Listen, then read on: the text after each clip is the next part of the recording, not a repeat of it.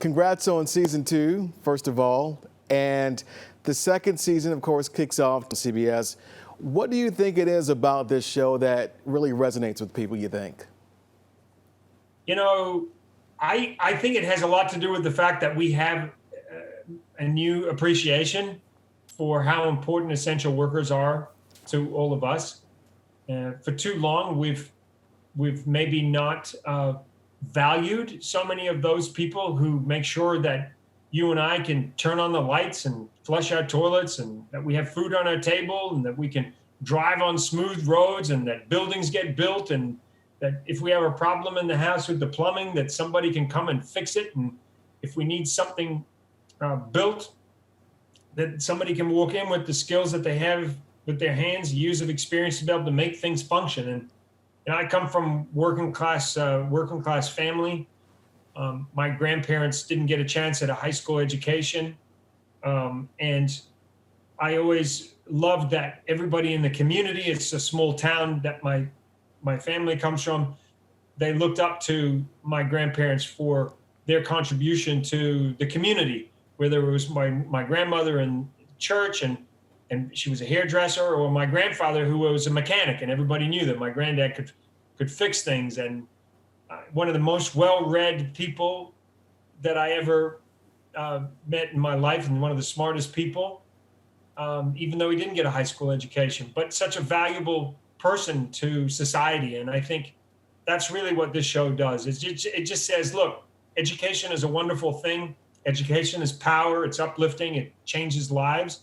But there's a lot of people who contribute to society who are educated in a different way.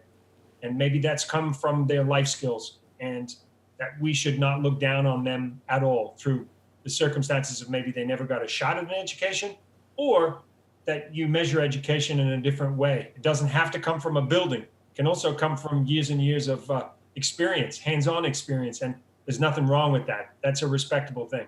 Absolutely. That's what makes the world go round. Tell us about this new season. What can we expect from these 12 new contenders? Well, I think right out of the gate, my hope is that the audience falls in love with them all. That's what you want, I think. You know, we have 12 contestants on the show. Nobody gets sent home if they punch out of the individual competition, because we have 2 mutually exclusive competitions. We have an individual competition and a team competition. You can win money in both. You can win for being the overall winner, being the toughest of them all, but you can also win money in the team competition. And that team dynamic is so crucial. But I really hope that when the audience meets the cast, they fall in love with somebody and they identify with that person. And they go, that's me, or my aunt, or my mother, my brother, that they connect with them. These people have got heart, they've got soul. They're passionate people. They're in a lot of ways different from a lot of the reality contestants that you see on TV, because they love their jobs and they're not looking to be the next influencer necessarily, or to be famous. They want to go back to their jobs. They all went back to their jobs on Monday after the show. You know, they're happy with their lot in life. They work hard and they're proud of what they do. And that's what they want to share with people. And you're sharing this vision with the country. I mean, this is your baby. This is your vision.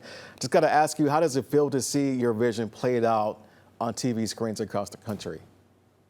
Well, I think one of the most satisfying things about telling stories, and I've been doing it now for 35 years in my career in television, is when you can work with people who share your passion, who embrace a vision or an idea, and then they want to enhance it and make it better. And you surround yourself with people who are better than you at doing certain things, and it lifts the standard.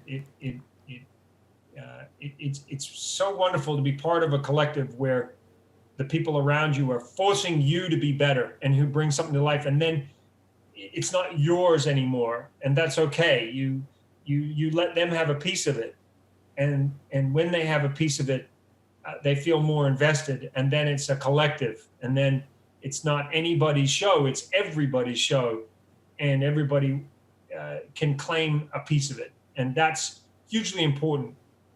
You certainly have to start with a vision, and you got to surround yourself with the right people But for me, it's just the satisfaction of looking around and seeing people that I've worked with for some of them almost 30 years and knowing that they feel that pride in having contributed in something that they think is of value. And that's more satisfying. Like, you can't own the whole thing yourself. You've got to give it away. But you only want to give it away to those people who are going to value it and treasure it and do something good with it. All right, Phil Keoghan, thank you so much. We appreciate it, and congrats again on season 2. Thank you.